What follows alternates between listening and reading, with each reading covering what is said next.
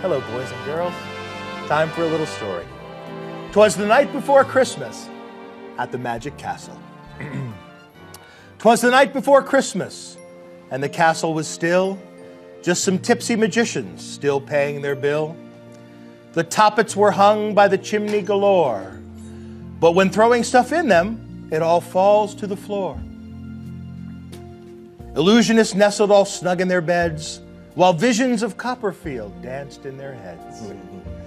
The place has a history, an old musty scent from 1,000 cigars that were tapped out when spent. And there's even a couch in those dark, hallowed halls, where if you sniff the right spot, you can still smell Vernon's balls.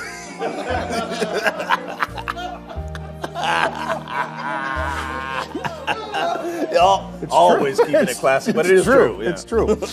With Erica in her kerchief and Irene in her cap, they settled their brains for a long winter's nap. When on the steep driveway there arose such a clatter, I sprang from the place to see what was the matter. Away to the window, I looked over the sill. I hoped that old Milt hadn't rolled down the hill. Again. The moon gave a glow on that cool LA night and shone like a beacon from Rocco's Delight. I looked down the hill towards the Roosevelt Hotel and heard a faint ringing like that of a bell. When what to my wondering eyes did appear? Then old Eugene Berger and 8 tiny reindeer.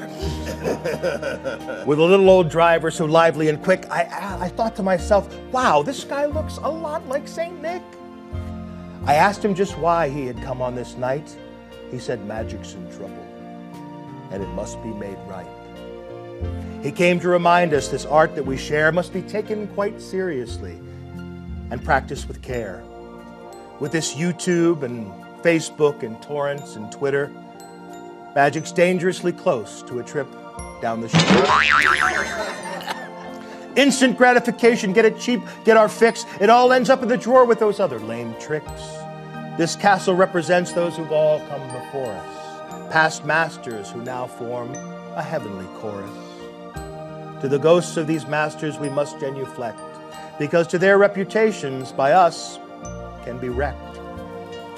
Then I bowed my head in a moment of shame as he whistled and shouted and called them by name.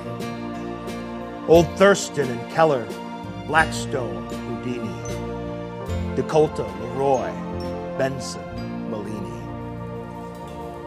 Vernon and Jennings, Goshman, Kudabucks. Compared to them, maybe your magic sucks.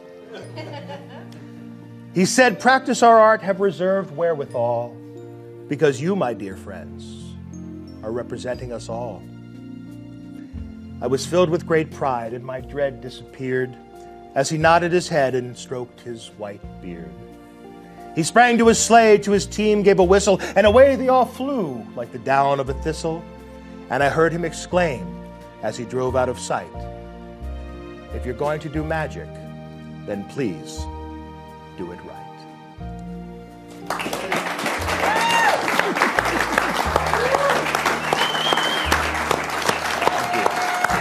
Scott Alexander, ladies and gentlemen, it's Scott Alexander.